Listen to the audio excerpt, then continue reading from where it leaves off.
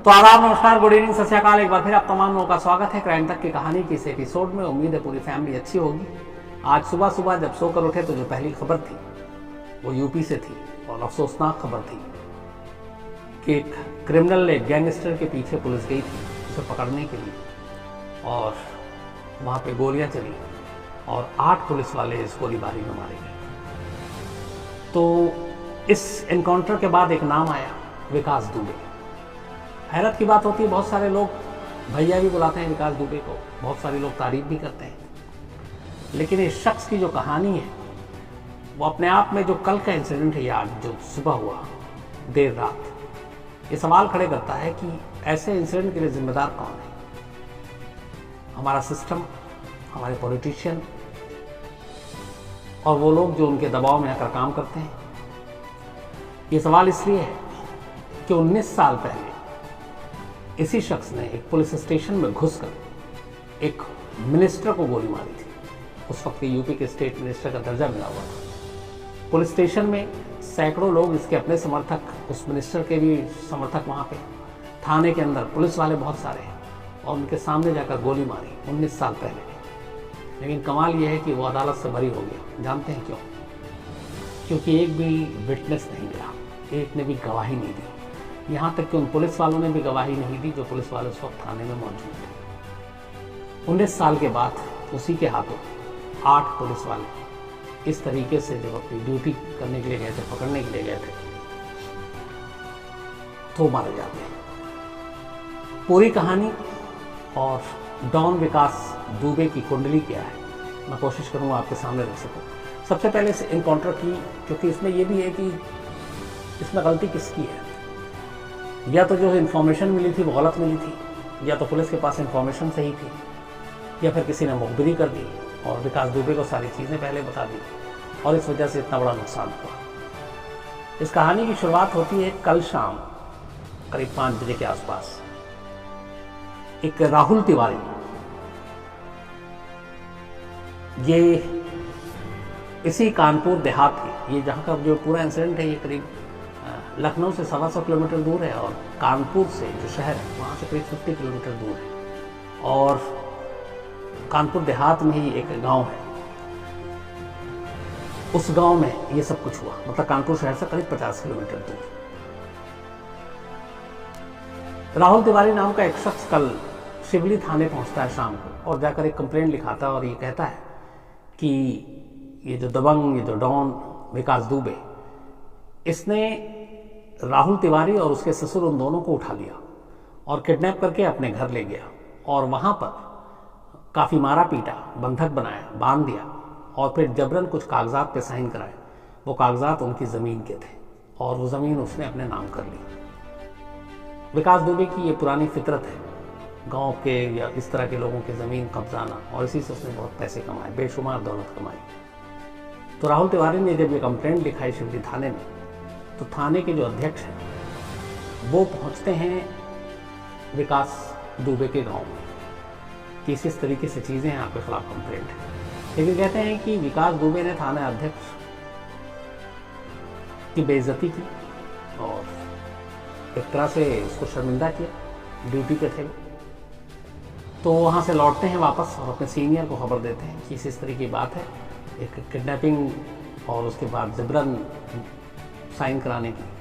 और मैं वहाँ गया तो वो थाने नहीं आया, बल्कि उल्टा पुल्टी बात की।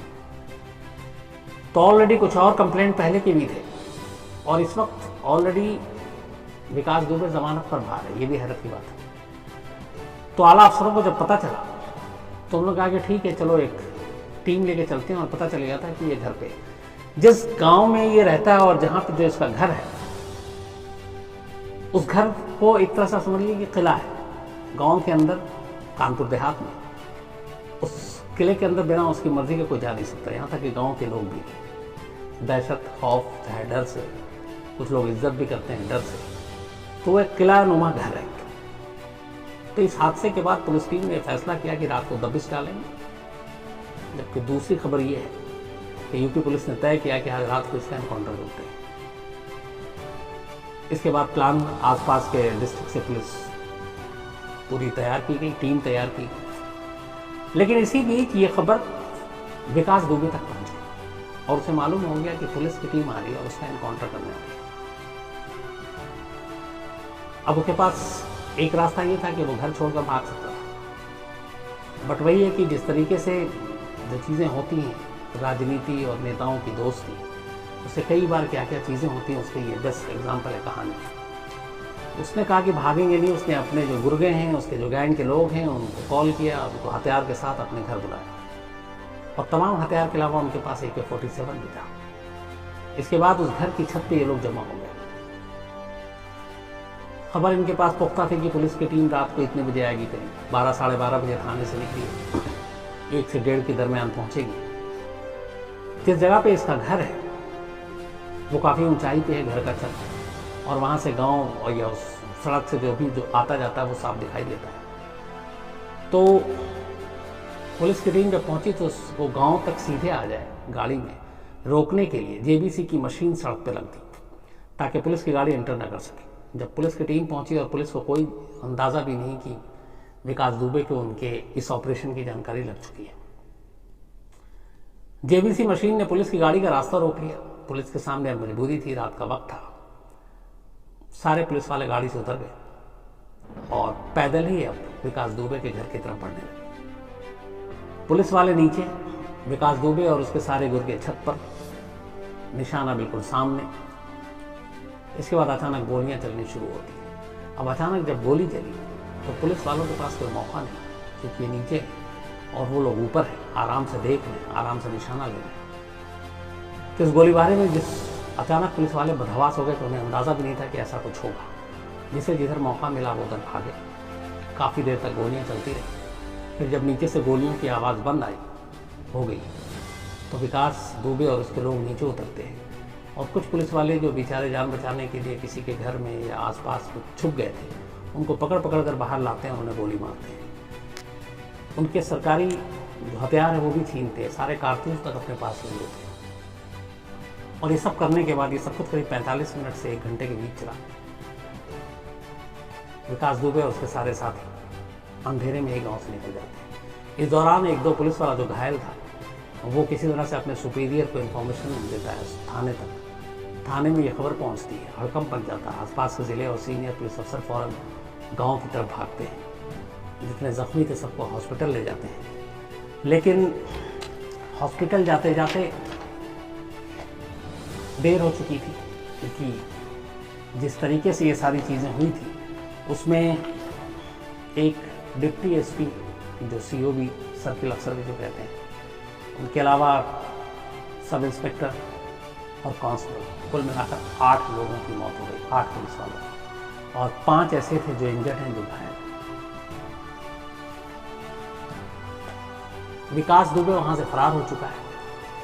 ये अपने आप में यूपी के इतिहास में इससे पहले ऐसा कोई इनकाउंटर नहीं हुआ जिसमें एक साथ इतने पुलिस वालों की जान गई।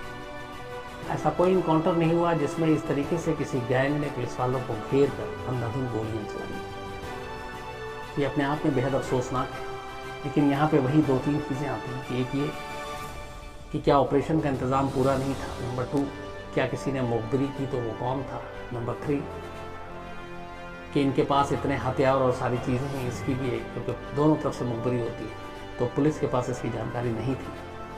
और क्या ये जल्दबाजी में किया गया ऑपरेशन था, क्योंकि इन सारी चीज़ों को सवाल इसलिए ज़रूरी है कि 8 पुलिस वाले उनकी जान गई है और उनके परिवार वालों पर जो भी बीत रहा होगा ये आप हम सब बेहतर तरीके से समझ सकते हैं। लेकिन कहानी यहीं तक नहीं है। जो कुछ हुआ ये अगर हमारे नेता, हमारी पॉलिटिकल सिस्टम ऐसे लोगों को बढ़ावा न देती तो शायद ये सब चीज़ें नहीं होती। कोई विकास दुबे ने बेशक अपने दुश्मन अपने हिसाब से चुने हों, लेकिन दोस्ती करते वक्त किसी पॉलिटिकल पार्टी को उसने नहीं छोड़ा। उसने हर पार्टी से दोस्ती की। चाहे बहुजन समाज जब सत्ता में आई पार्टी मायावती की, तब उस जमाने में उसकी तूती बोलती थी। इसके अलावा समाजवादी पार्टी में उसकी जो पत्नी ग्राम पंचायत का चुनाव लड़ी, अखिलेश मुलायम के फोटो हैं। इसके अलावा जब बीजेपी की सरकार आई के साथ नज़दीकी रही। कांग्रेस के साथ शुरुआत में जब कांग्रेस वहाँ ताकतवर थी, तो कांग्रेस के जो दिग्गज नेता थे उनके साथ नज़दीकी रही। किसी पॉलिटिकल पार्टी को नहीं छोड़ा। हर बड़े नेता का आप नाम और चेहरा याद कीजिए अपने जहन में, उसके साथ विकास दुबे की तस्वीर आपको नजर आ जाएगी। आज बहुत सी तस्वीर सोशल मीडिया पे भी है। तो उसे मालूम था और यहीं से उसकी कहानी शुरू भी होती है। दरअसल विकास दुबे बिकरू गांव में, कानपुर से करीब 50 किलोमीटर दूर है, और वहां ये पैदा हुआ। 2 भाई हैं, ये बड़ा भाई है, और शुरुआत इसकी वहाँ ठीक ठाक थी, पढ़ाई लिखाई शुरुआत ही कर रहा था। लेकिन तभी एक बार किसी एक ग्राम पंचायत प्रधान के चुनाव के दौरान इसका झगड़ा हो गया, और उस झगड़े के बाद ही इसने क्राइम के रास्ते को अपना लिया और उस रास्ते पे चल पड़ा। धीरे धीरे इसके खिलाफ लड़ाई, मारपीट, धोखाधड़ी के मुकदमे दर्ज होते गए शिवली थाने में। और 2000 में जब ये झगड़ा हुआ और उसके बाद इसने जब क्राइम के रास्ता अपनाए, तो तब तक भी इसका सब कुछ ठीक ठाक था। लेकिन एक वहां पे कॉलेज है, उस कॉलेज के जो सहायक प्रबंधक थे, असिस्टेंट मैनेजर, पहला कत्ल विकास दुबे ने उनका किया। ये 2000 की बात है। शिवली थाना इलाके में थे ताराचंद इंटर कॉलेज के सहायक प्रबंधक सिद्धेश्वर पांडे, पहला कत्ल। इस कत्ल को करने के बाद पुलिस ने उसे गिरफ्तार कर लिया। पहली बार वो गिरफ्तार होता कत्ल के मामले में और थाने चला जाता, जेल भेज दिया जाता है। लेकिन कमाल देखिए कि जेल में जाने के बाद वो जेल में रहते हुए एक और कत्ल की साजिश रचता है, और जेल में रहने के दौरान बाहर में एक दूसरा कत्ल करवाता है। यह कत्ल एक राम बाबू यादव नाम के शख्स का था, और उसी दौरान में फिर इसे बेल भी मिल जाती है, जमानत पे ये बाहर आ जाता है। 2004 में एक केबल का बिजनेसमैन जो कर रहे थे, उनका ये कत्ल करता है। इसके बाद धीरे धीरे कत्ल की सारी चीज़ें बढ़ती जाती हैं। लेकिन जो इसकी असली कहानी है, जिसने पूरे यूपी में एक तरह से हड़कंप मचा दिया था, वो 12 अक्टूबर 2001, 12 अक्टूबर 2001, जुर्म की दुनिया में कदम रखने के साल भर के अंदर, और इसे कत्ल नहीं, असल में विकास दुबे को एक बड़ा डॉन बना दिया था। 12 अक्टूबर 2001 की यह बात है। यूपी में एक नेता थे, और वो उसी वक्त मंत्री भी बनाए गए थे, और राजनाथ सिंह जो भी अपने डिफेंस मिनिस्टर हैं, उस वक्त यूपी के चीफ मिनिस्टर हुआ करते थे। और उनकी सरकार में संतोष शुक्ला नाम के एक नेता थे, और संतोष शुक्ला को राज्य मंत्री का दर्जा प्राप्त था। संतोष शुक्ला भी इसी इलाके से आते थे जहां से विकास दुबे। तो 2 रैलियां हो रही थी, और चूंकि अब सोच लिया था विकास दुबे ने कि जुर्म के साथ साथ अगर आगे बढ़ना है तो पॉलिटिकल लोगों से भी रिश्ते रखना है, तो उसने पहले ग्राम प्रधान के चुनाव में हाथ आजमाना शुरू किया, अपने परिवार के लोगों को उतारना शुरू किया, और वहीं से उसकी दुश्मनी शुरू हुई संतोष शुक्ला से, जो बीजेपी के नेता थे और उसी वक्त मंत्री बने थे। तो एक ऐसी ग्राम पंचायत के चुनाव की रैली के दौरान इन दोनों के समर्थक आपस में टकरा गए, और टकराने के बाद 12 अक्टूबर 2001 को विकास दुबे शिवली थाने पहुंचता है, और पहुंचने के बाद वो कहता है कि मुझे संतोष शुक्ला की, जो कि यूपी सरकार के मंत्री, उनके खिलाफ रिपोर्ट लिखानी है। रिपोर्ट ये थी, जो विकास दुबे ने वो लगाया इल्ज़ाम, वो ये कि उसके काफिले पे उन लोगों ने बॉम्ब फेंका और बॉम्ब से हमला किया। पुलिस रिपोर्ट लिखती, इतनी देर में वहाँ पे मंत्री साहब भी पहुँच गए, यानी संतोष शुक्ला जी भी पहुँच गए। वहाँ जाकर उन्होंने क्रॉस FIR लिखने के लिए कहा कि इन लोगों ने उनके ऊपर जानलेवा हमला किया। अब अभी तक बातचीत हो रही थी, और दोनों के समर्थक थे करीब 100-200, थाने के कुछ अंदर कुछ बाहर। थाने के अंदर करीब 10 दिन भर पुलिस वाले, दोनों में बातचीत चल रही थी। हालात ये बिगड़े तब बिगड़े जब संतोष शुक्ला थाने के अंदर पहुँचते हैं, तो जाहिर सी बात है कि उस वक्त वो राज्य के मंत्री थे, यूपी के, तो पुलिस उनको ज़्यादा तवज्जो देती है। विकास दुबे कुछ नहीं था, बल्कि क्रिमिनल जो है वो बन रहा था, और कुछ केसेस थे उसके खिलाफ। तो उसे लगा कि मुझे तवज्जो नहीं दिया जा रहा, और मंत्री को तवज्जो दिया जा रहा है, उसको गुस्सा आता है, और फिर वो गाली गलौज शुरू कर देता है। इस दौरान में मंत्री भी कुछ बोल पड़ते हैं, और उसी दौरान अचानक जो कश्मीर जो कहानी है वो ये है कि विकास दुबे और उसके लोग, राइफल था विकास दुबे के पास, वो गोली चला देते हैं, और इसके बाद कई गोलियां मारते हैं संतोष शुक्ला जो मंत्री थे, और थाने के अंदर थाना अध्यक्ष के कमरे में एक मंत्री का कत्ल हो जाता है। इसके बाद ये सारे विकास दुबे और उसके गुर्गे वहां से भाग जाते हैं। थोड़ी देर के बाद जब ये बात बाहर फैलती है तो अब मंत्री संतोष शुक्ला के समर्थक थाने आते हैं और कुछ जो विकास दुबे के लोग भागे थे अपनी हड़बड़ाहट में गाड़ी छोड़ गए, उनकी गाड़ियों को आग लगा देते हैं। मामला लखनऊ तक पहुंचता है। फिर बाकी इस आसपास के ज़िलों से पुलिस को भेजा जाता है ताकि कंट्रोल किया जा सके हालात। विकास दुबे फरार हो गया था। विकास दुबे के फरार के बाद चूंकि एक मंत्री के कत्ल का मामला था, पुलिस तेजी से हरकत में आती है और उसकी तलाश शुरू की जाती है। आखिरकार कुछ दिन के बाद विकास पकड़ा जाता है। पकड़ने के बाद उसे अदालत में पेश किया जाता है और जेल भेज दिया जाता है। 40 दिन के अंदर यूपी पुलिस चार्जशीट भी दाखिल कर देती है विकास दुबे के खिलाफ। लेकिन कमाल ये था कि इस पूरे मामले में जब अदालत में ट्रायल शुरू हुआ तो एक संतोष शुक्ला के अपने भाई के अलावा कोई भी दूसरा चश्मदीद अदालत नहीं पहुंचा, जबकि उस वक्त सैकड़ों लोग मौजूद थे और ये एफआईआर में भी दर्ज है पुलिस के, सैकड़ों लोगों की मौजूदगी में संतोष शुक्ला का कत्ल हुआ और उसमें कई पुलिस वाले भी थे, लेकिन एक भी अदालत में नहीं पहुंचा।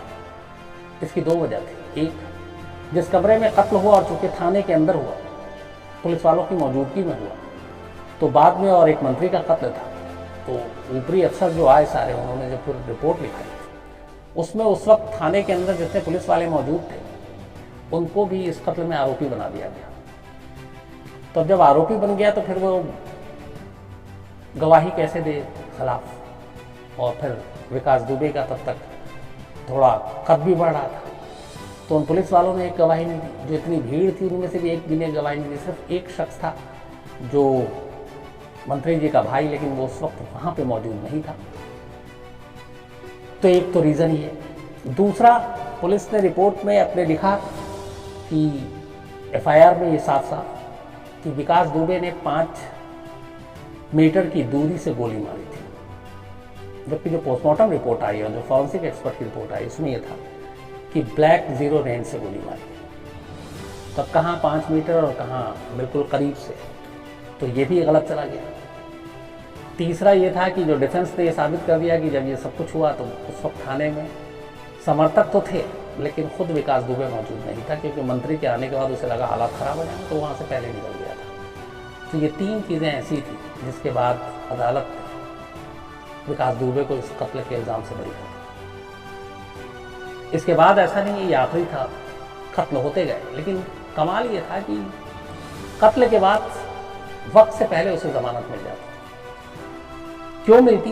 क्योंकि यूपी में सरकार किसी भी पार्टी को, चाहे बसपा की हो, बीएसपी को, बीजेपी की हो, कांग्रेस की हो, एसपी की हो, हर पार्टी के नेताओं से उसकी जबरदस्त दोस्ती थी और सेटिंग थी और इसका फायदा उसे मिलता।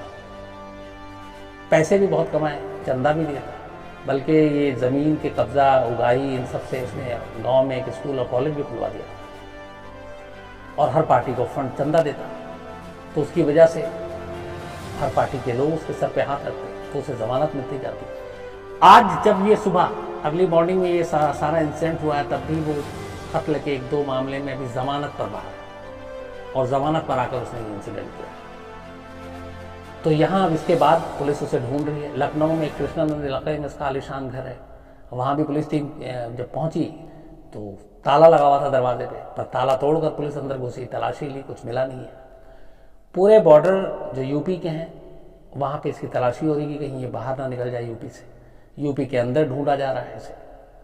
और जो चीफ मिनिस्टर आदित्यनाथ योगी हैं वो खुद गए थे कानपुर देहात पुलिस वालों को श्रद्धांजलि देने, और ये कहा है डीजीपी और होम सेक्रेटरी को कि इसमें सख्त एक्शन लिया जाए। तो खबर यही आ रही है कि बहुत मुमकिन है आज अभी कुछ घंटे बाद, कुछ दिन बाद यूपी से एक और एनकाउंटर की खबर है, और बहुत मुमकिन है कि वो खबर यही होगी कि विकास दुबे पुलिस एनकाउंटर में मारा गया। लेकिन सवाल है कि विकास दुबे जैसे लोग पैदा कैसे होते हैं? तो वही सिंपल सा इसका जवाब है, ये राजनीति और क्राइम इन दोनों की गठजोड़ की पैदाइश होती है। अगर शुरुआत में ही इन लोगों के सर से नेता के कहने पर पुलिस अपना हाथ हटा ले तो हिम्मत नहीं है कि ऐसे लोग पनपें और बड़े हो सकें। लेकिन जब उन्हें लगता है कि मैं कितना भी बड़ा जुर्म कर लूँ, गुनाह कर लूँ, ये सिस्टम हमारे साथ है, सरकार हमारे साथ है, बचा लेगी, तो फिर वो बेलगाम हो जाते हैं। तो कहीं ना कहीं इसके लिए ऐसे लोगों के लिए जिम्मेदार हमारा अपना सिस्टम है। और ये एक इकलौता मिसाल नहीं है। आप यूपी के जितने या बिहार के जितने, नॉर्थ इंडिया में खास तौर पर, साउथ में भी है लेकिन ज़्यादा तादाद में नॉर्थ इंडिया में, जितने बड़े बाहुबली या डॉन या क्रिमिनल हैं, आप उनका इतिहास पढ़ लीजिए, वो सभी कभी ना कभी उनको पॉलिटिकल संरक्षण मिला है।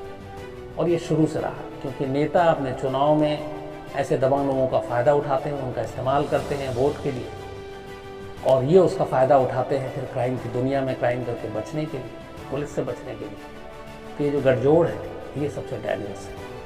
तो ये थी कहानी विकास दुबे की।